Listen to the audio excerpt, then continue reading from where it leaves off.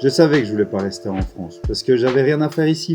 Et vu que j'avais plus d'argent, j'ai pensé que c'était le bon moment pour aller vérifier si en Australie, on gagnait vraiment bien notre vie. En attendant, j'ai vécu 1 an et 2 mois sans savoir ce que j'allais faire le lendemain, et là je m'apprête à retourner dans un style de vie sédentaire. Donc j'avoue que là, je suis dans un moment de ma vie où je me pose plein de questions. Bienvenue en Australie. How are you, Khalil? Bienvenue en Australie, ouais. Laurence et Khalil sont 2 potes que j'ai rencontrés en Amérique centrale. Ils vivent dans l'ouest australien et ils m'avaient dit qu'un jour il fallait que je passe les voir. Chose faite, je les appelle, ils viennent me chercher à l'aéroport et me font visiter leur quartier. Un palmier australien! Alors avant d'aller travailler, on va quand même aller regarder les kangourous. C'est parti. Ah bah j'ai pas de volant. La blague de merde. Après avoir passé 1 semaine sur leur canapé, j'ai trouvé un appart de malade au bord de l'océan et à 3 minutes de chez mes potes.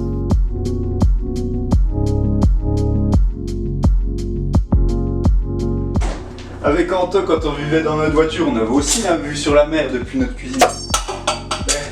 Quand ça fait 5 mois que t'as vécu dans une caisse, ça fait quand même du bien d'avoir ton petit chez toi. Je le reviens toujours pas par contre. C'est l'un des apparts les moins chers que j'ai pu trouver. C'est le plus près de la plage et je paye que 450 balles par mois. 450 € hein, pour 300 mètres carrés avec 4 colocs. Bon après je les vois jamais, eux ils vivent en ville. La vie dans cet appart était vraiment pas mal.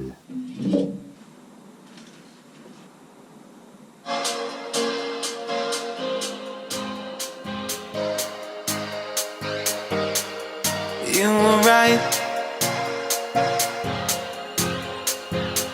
I know I can't get enough of you.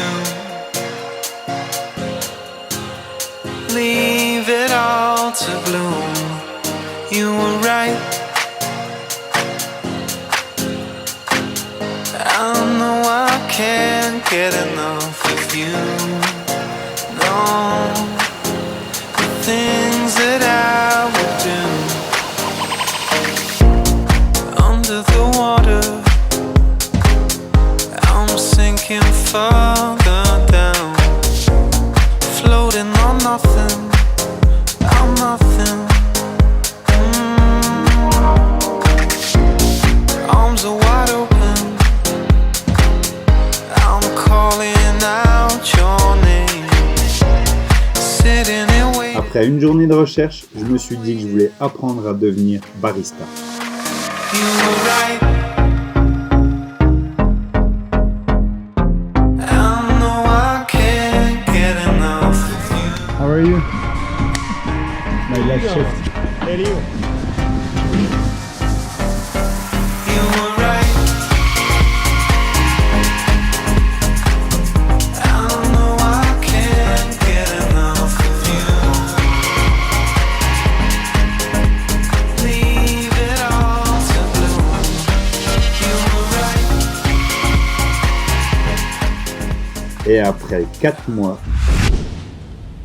j'ai rangé toutes mes affaires dans mon sac pour partir tester un nouveau travail australien plutôt intense.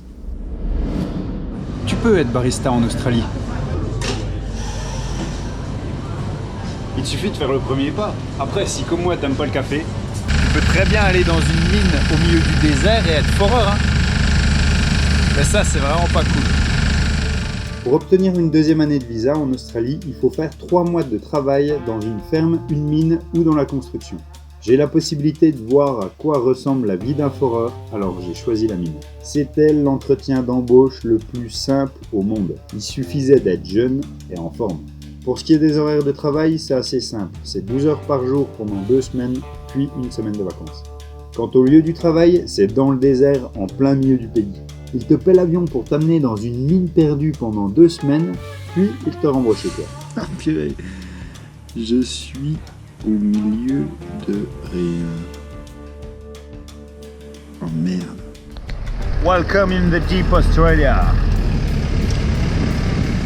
Donc pendant 2 semaines, tu travailles 2 jours de 6h du matin à 18h.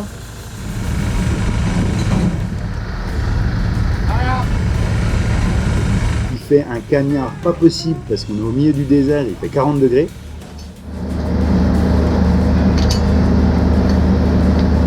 Puis tu t'offres une semaine de vacances dans une villa à Bali avec tes potes.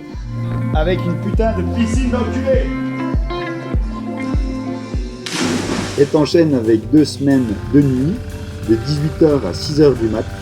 Et ça caille parce qu'il fait 7 degrés.